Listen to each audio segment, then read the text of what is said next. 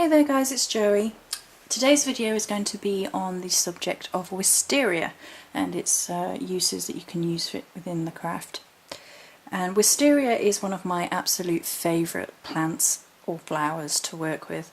The beginning of this video was preceded by a few shots of the wisteria that grows outside my door, and I managed to get some while we still had sunlight, which has apparently now disappeared for the week. But it's incredibly beautiful. It's not quite in full bloom yet. It should be in full bloom for Letha, which is great. I love going and sitting under it, and it's so peaceful and whimsical and magical. I think it's probably one of the most magical looking plants just to look at in nature. So I have got together a list of the correspondences and such like, so I'll read through those now for you. Now there seems to be a divergence of opinion. Some people seem to think it's Neptune and Aquarius, whereas other people think it's for Mercury and air. Now personally, knowing its uses, I would go with Mercury and air, because there is a lot of intellectual pursuits and a sort of changing of perception linked with wisteria, and that is true on every level of what it's used for. And obviously changing perception is within the realm of the mind more so than anywhere else. I mean, you can argue it is also in the realm of the heart, in emotions and water, so you can understand both correspondences really. But if I had to pick one, I would go with Mercury and air. Its uses are for those devoted to reading and studying, and helps with mental clarity and retention. So it would be a really good herb or essential oil to use when you were studying for exams, or in general, or just helping with memory, that sort of thing. It also raises the vibrations around us, promoting psychic awareness, as well as drawing prosperity, and helps us overcome our own obstacles. You can use it within protections, incenses, herbal blends, etc., and relieves a fear of intimacy in both men and women.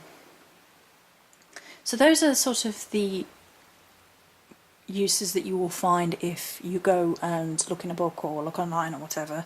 But I've written down mine, like my impressions, my feelings on what wisteria is and can be used for. So I have written down: it pushes the imagination, can be used for wishes, the fae, whimsical uses, fun, frolicking, joy, dreams, happiness and love. And when you look at wisteria, it very much sort of invokes in me the imagery of like a fairy tale castle, and you can imagine wisteria growing up the side. So it's that sort of childlike innocence, that joy, that whimsy, that fun, that lightness of a plant, I guess.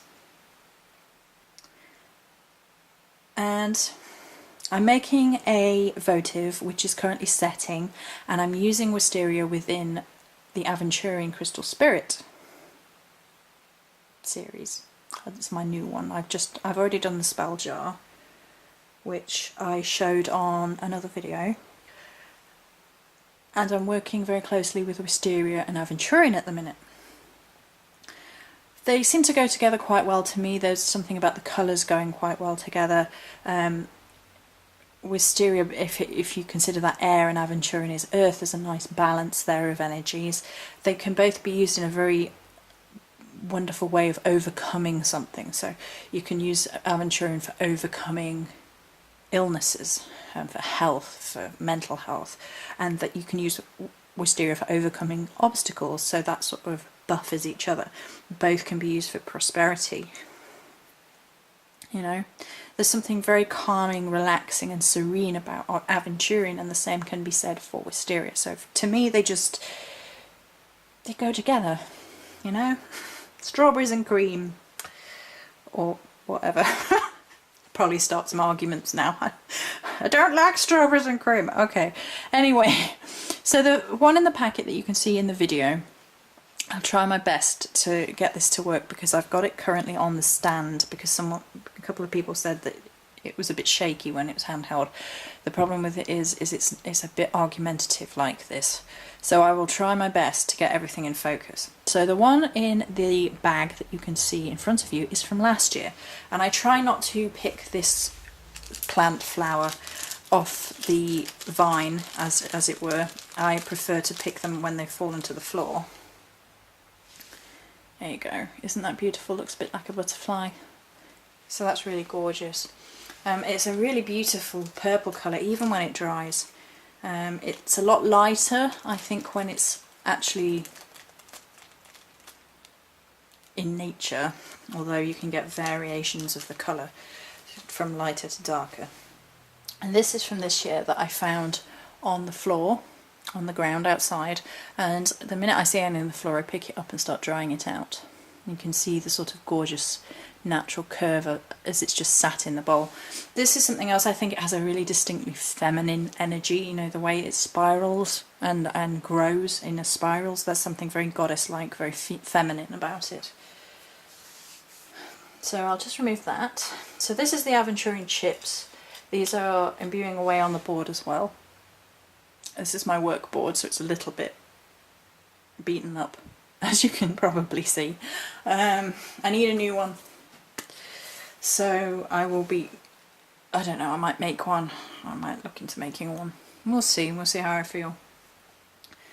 So this is the aventurine chips, just to show you what they look like. We've already discussed them, so I don't think we need to go into any more depth. I'll just move them off the board a second and show you the oil I created, and this is using the aventurine and the wisteria. Now, I've already tried to record this on the video camera and it was incredibly reluctant to do so. So that is from a tops image.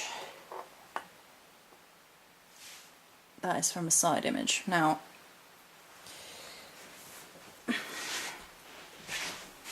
it's not a very good shot at all. Can we get any closer? No, don't think so. Oh, we can a bit. Right. I'll wait for it to focus. You gonna focus? No. This is the problem. There we go. So this is a oil that I have created myself using wisteria, aventurine chips, which you can sort of see loosely. They're down the very bottom, that slight tinge of green, that's the aventurine. And there's eucalyptus oil for balance in there as well. It's a very healing orientated oil. I mean, you could just as easily use this for prosperity without a shadow of a doubt, but my initial feeling is that it would be for healing, and has that very gentle energy. It's a really pretty oil. This video is probably, well, it's not doing it any justice. I will get some proper camera photos and put those on Facebook for those who have me on there, as that will give a much clearer image of what it actually looks like. So I think for now that is going to be it for the wisteria video. I am making a votive, like I said, but it's setting and it will probably be the end of the day before it's fully ready. So I will probably make a video on that to follow up, and there might well be some more wisteria / aventurine crystal spirit bits and pieces at the end of it. There most definitely will be. I quite like the crystal making spirit series. I kind of love them. So that's it for this video.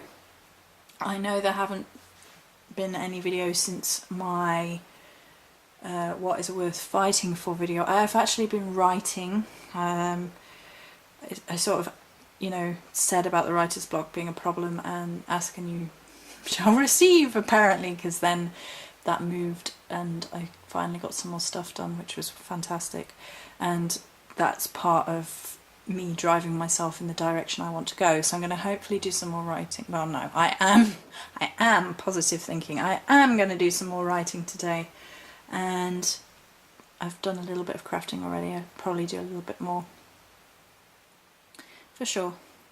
So that's it for this video. I hope you enjoyed a little bit of information on wisteria, just my points of view. Many blessings.